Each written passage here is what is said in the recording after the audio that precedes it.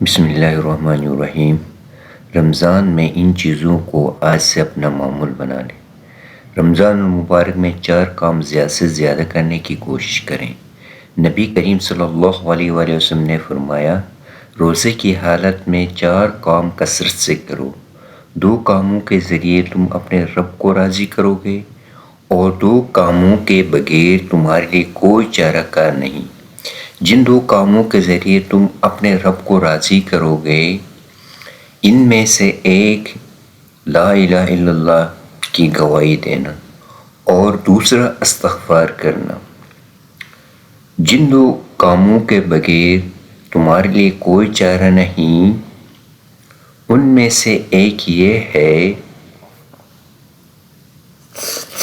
کہ تم اللہ سے جنت کے سوال کرو گے اور دوسرا جہنم سے پناہ مانگو گے۔ بسم اللہ الرحمن الرحیم۔ رمضان میں ان چیزوں کو آج سے اپنا معمول بنا لیں۔ رمضان المبارک میں 4 کام زیادہ سے زیادہ کرنے کی کوشش کریں۔ نبی کریم صلی اللہ علیہ وآلہ وسلم نے فرمایا، روزے کی حالت میں 4 کام کثرت سے کرو۔ 2 کاموں کے ذریعے تم اپنے رب کو راضی کرو گے اور 2 کاموں کے بغیر تمہارے لیے کوئی چارہ کار نہیں۔ جن 2 کاموں کے ذریعے تم اپنے رب کو راضی کرو گے، ان میں سے ایک لا الہ الا اللہ کی گواہی دینا اور دوسرا استغفار کرنا۔ جن 2 کاموں کے بغیر تمہارے لیے کوئی چارہ نہیں، ان میں سے ایک یہ ہے کہ تم اللہ سے جنت کے سوال کرو گے اور دوسرا جہنم سے پناہ مانگو گے۔ بسم اللہ الرحمن الرحیم۔ رمضان میں ان چیزوں کو آج سے اپنا معمول بنا لیں۔ رمضان المبارک میں 4 کام زیادہ سے زیادہ کرنے کی کوشش کریں۔ نبی کریم صلی اللہ علیہ وآلہ وسلم نے فرمایا، روزے کی حالت میں 4 کام کثرت سے کرو۔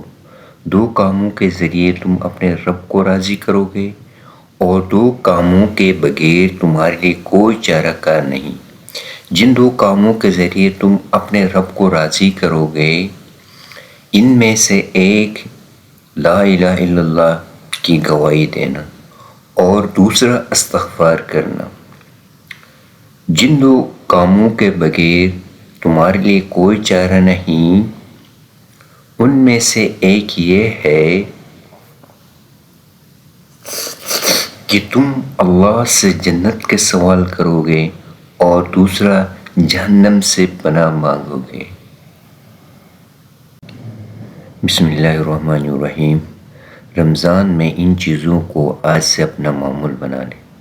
رمضان المبارک میں 4 کام زیادہ سے زیادہ کرنے کی کوشش کریں۔ نبی کریم صلی اللہ علیہ وآلہ وسلم نے فرمایا، روزے کی حالت میں 4 کام کثرت سے کرو۔